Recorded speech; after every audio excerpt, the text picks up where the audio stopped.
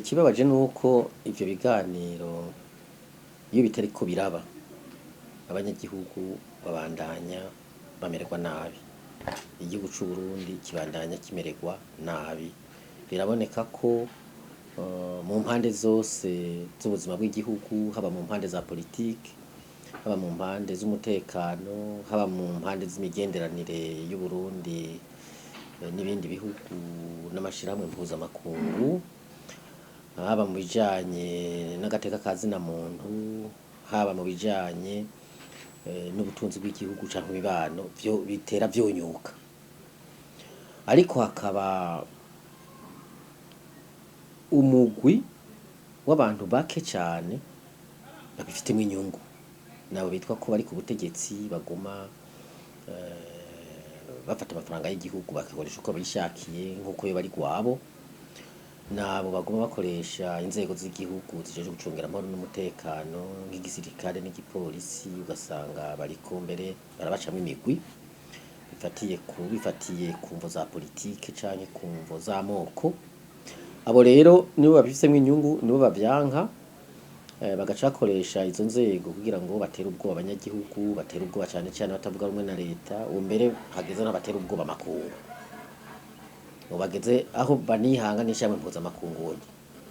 Ibihugu vyo vya rutura nk'ibihugu vya leta zunze ubumwe za Amerika, ibihugu nk'Ubufaransa, ivyo ndaco kibabwiye.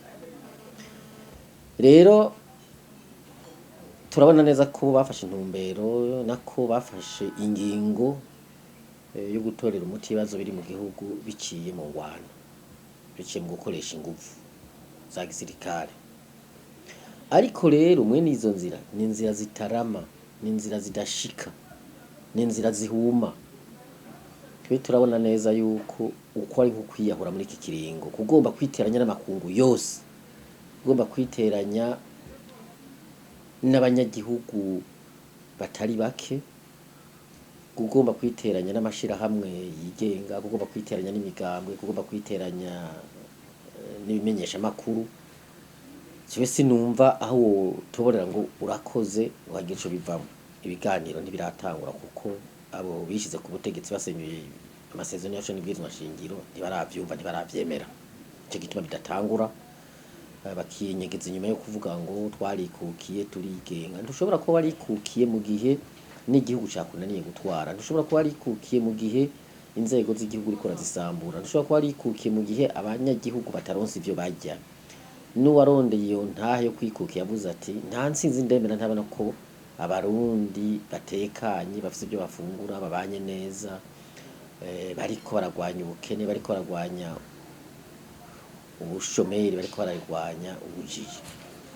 Rero turibaza twebwe yuko ibiganiro bizoba, mugabo nuko bizoba inganda zatikiye, kuko nta yindi nzira, kuko nabo nyene babaje ntibashobora kubwira ko bashobora ko baca muri iyo nzira y'ingwano, barabikora gusa ko ntibavyemera.